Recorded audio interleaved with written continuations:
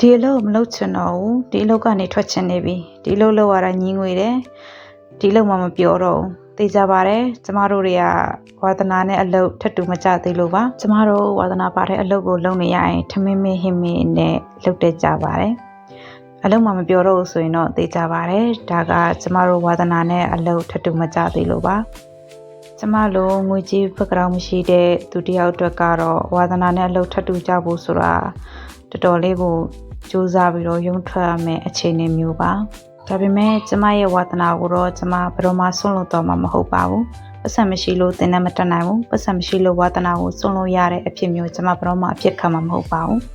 လက်ရှိလုပ်နေရတော့နိုင်ငံခြားမှာအိမ်ကူပေါ့နော်ဒါပေမဲ့ရှင်အိမ်ကတထေးမရဲ့သမီးကဆက်ချုပ်တဲ့ဆက်လေးတစ်လုံးဝယ်ထားပါတယ်ပြင်းနင်းဝါသနာပိုင်းနင်းချုပ်ပိုင်ခွင့်ရှိတယ်ဆိုပြီးတော့ခွင့်ပြုချက်ပေးလိုက်တာနဲ့မြောက်လက်ထဲကိုအုံသီးထည့်ပေးလိုက်သလိုပါပဲနေမနာညမနာအလုတ်အိုင်းအားသလိုအလုတ်ကလည်းအိမ်ကူဖြစ်တဲ့အတွက်ကြောင့်ဝှရှော်မိဖို့တိုက်ပင်မနေပေါ့နော်အလုတ်ကလည်းတစ်ပတ်ဒါပေမဲ့ဝါသနာပါတာကို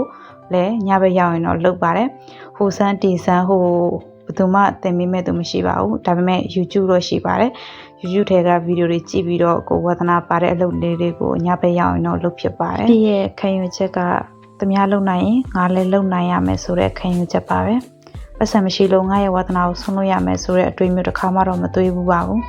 ဒါကြောင့်လဲစစ်မျက်နှာနဲ့စချုပ်ချင်တဲ့ကျမရဲ့စိတ်ကြောင့်အခုတော့ချုပ်တက်သွားပါပြီအရာအားလုံးကလွယ်လွယ်လေးပါကျမတို့လုတ်တက်ရင်ပေါ့နော်ကျမတို့မလုတ်တက်လို့ရှိရင်ကျုပ်ပြုတ်တာကအစာခက်ခဲပါတယ်အရာရာတိုင်းမှာပညာဆိုတာရှိပါတယ်ကျမတို့ဆရာမပြနီးမကြဆိုတဲ့ပုံစံတိုင်းပဲပေါ့နော်ပြည့်နဲ့အတူတူမပျော်ရွှင်တဲ့အလုပ်ခွင်ကိုရုံထွက်ပြီးဝါသနာနဲ့အလုပ်ထတူကြတဲ့အလုပ်ခွင်စီကိုအတူတူရုံထွက်ကြစို့ Bye